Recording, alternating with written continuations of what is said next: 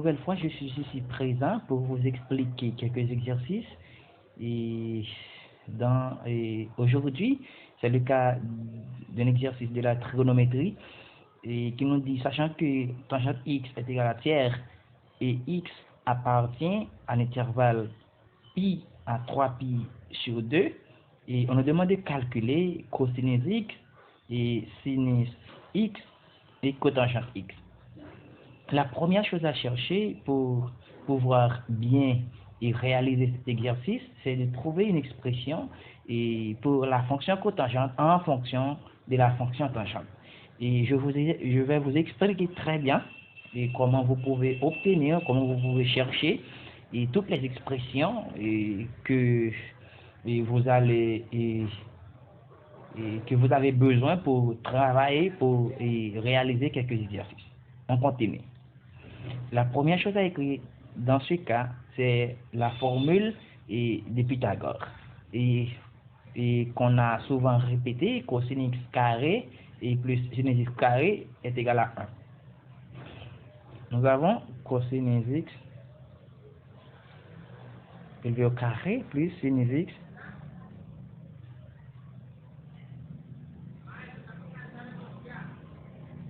sinus x carré est égal à 1. Et c'est très simple. Il faut seulement analyser et quelle est l'expression que j'aimerais trouver, quelle expression j'aimerais calculer. Et dans ce cas, on nous demande de calculer une expression pour la fonction cosinus. Et aussi, nous pouvons partir pour la fonction sinus, mais ce ne sera pas un problème si je cherche une expression pour la fonction cosinus en fonction de la fonction tangente. On doit diviser chaque terme par cosinus carré. Cosinus carré x.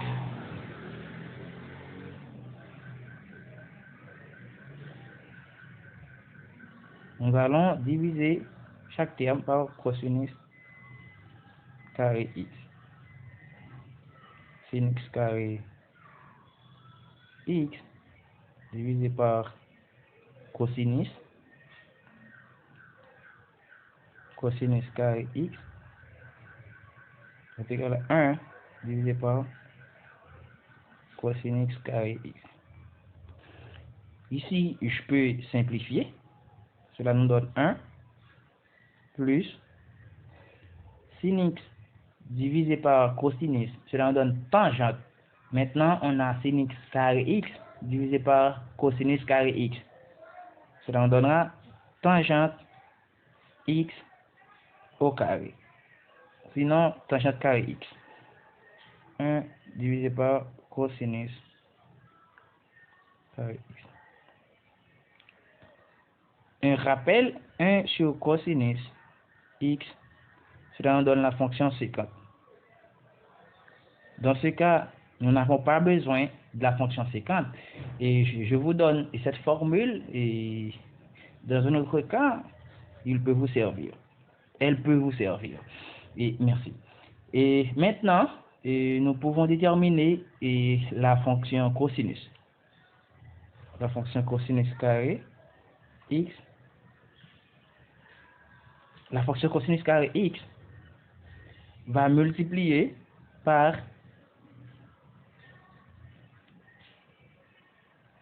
un plus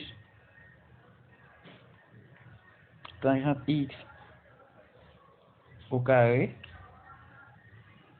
par cosinus carré x est égal à 1. Et nous allons déterminer, et parfois les gens disent ils tireront, dans ce cas nous n'allons pas mentionner ce terme et de préférence ce sera déterminé. Nous allons déterminer la fonction cosinus carré x. Ici, je pourrais faire une permutation. Permutation veut dire changement de position je pourrais transporter tous ces thèmes-là dans le dénominateur et ce thème-là dans l'autre membre. Et on continue. Cosinus carré x est égal à 1 divisé par 1 plus la fonction tangente.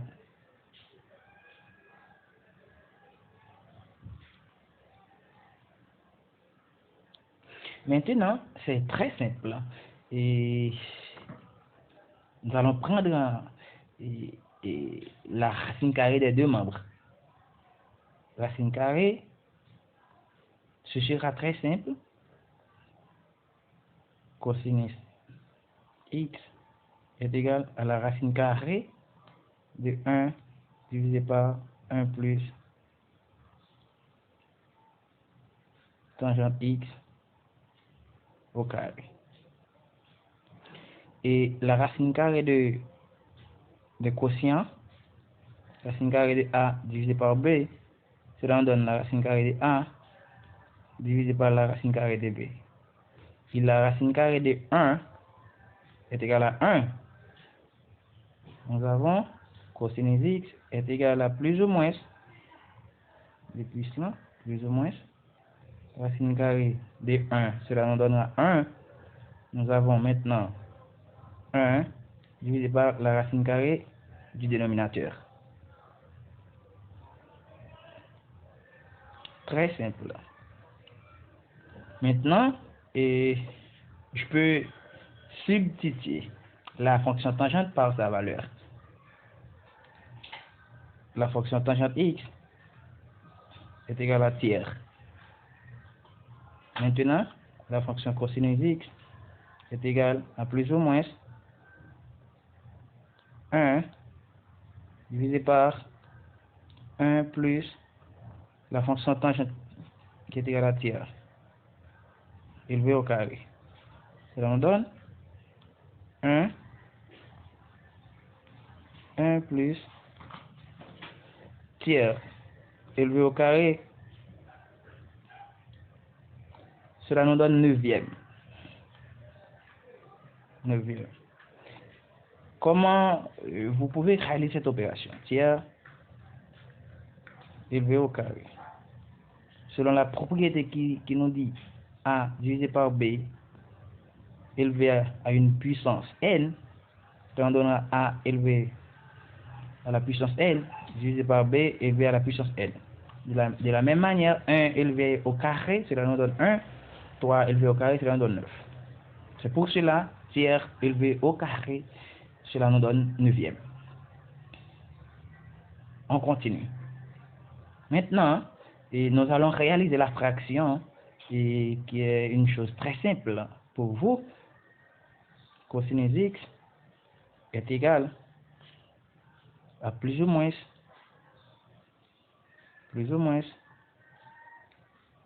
1, la fraction 9 multiplié par 1, cela nous donne 9. 9 plus 1 nous donnera 10 neuvième.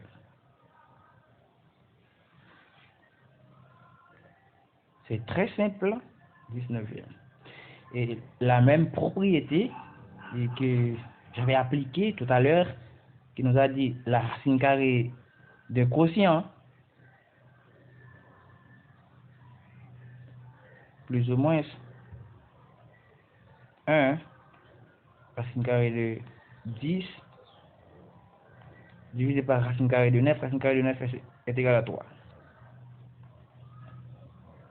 Par conséquent, cosinus x est égal à plus ou moins 3 va passer au numérateur maintenant. Plus ou moins 3 sur racine de 10. Très simple. 3 divisé par racine de 10. Maintenant, il y a quelque chose que nous devons analyser. L'intervalle. L'intervalle, c'est quelque chose de très important. Et des pi à 3pi sur 2, et la fonction cosinus est inférieure à 0, c'est-à-dire et la fonction cosinus est négative. Maintenant, nous avons plus ou moins un intervalle pi à 3 pi sur 2, la fonction cosinus x est inférieure à 0. C'est-à-dire, elle est négative. Cosinus x est égal à moins 3 divisé par la racine carrée de 10. Très simple. Maintenant, nous allons calculer l'expression pour la fonction sinus. Et en utilisant la même équation, sinus carré x, nous avons cosinus carré x plus sin x carré x est égal à 1. Si nous déterminons une expression pour la fonction sinus, sin x carré x est égal à 1 moins cosinus carré x. Nous allons substituer sinus x est égal à plus ou moins racine carrée des deux membres. Plus ou moins racine carrée de 1 moins cosinus carré x. Cela nous donne plus ou moins racine carrée de 1 moins la fonction cosinus est égal à moins 3 divisé par la racine carrée de 10 élevé au carré. Très simple. C'est un calcul très simple. Et moins 3 élevé au carré, cela nous donne 9. Et la puissance est paire. Et moins 3 élevé au carré est égal à moins 3 par moins 3.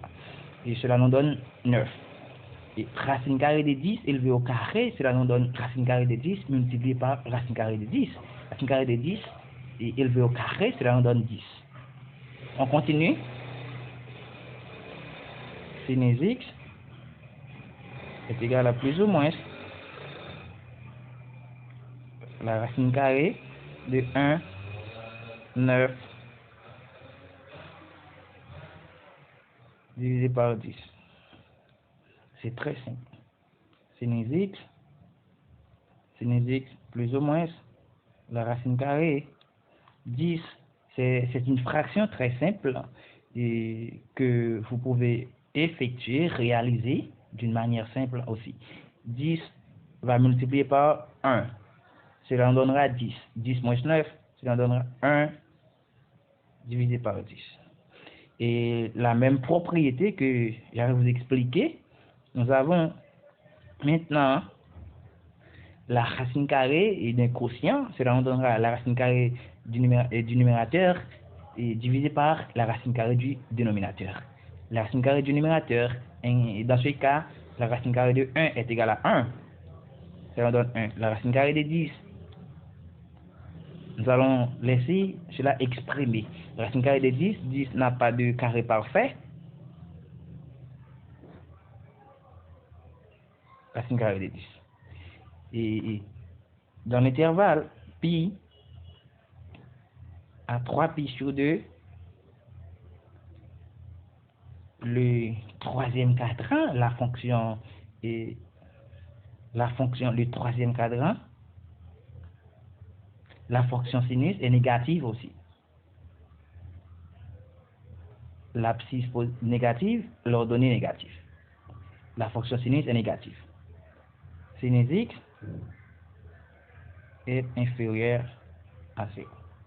Maintenant, puisque sinus x est inférieur à 0, dans ce cas, nous devons considérer le signe négatif, où nous avons plus ou moins 1 divisé par la racine carrée de 10. C'est l'expression pour la fonction sinus. C'est très simple. Maintenant, nous allons calculer l'expression pour la fonction cotangente. La fonction cotangente,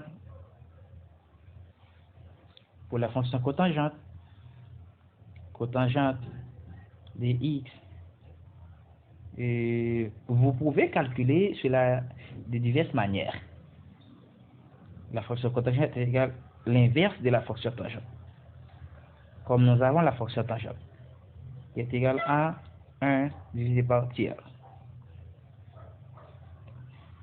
Pour diviser un entier par une fraction, et on écrit l'entier qui est 1 dans ce cas, on le multiplie par l'inverse de la fraction. L'inverse des tiers est égal à 3. 3 par 1, cela en donne 3. 3. Ou bien, vous pouvez utiliser cotangente, la fonction cotangente. Cotangente x est égal à cosinus x divisé par sinus x. Avec cette formule, vous pouvez trouver la même réponse.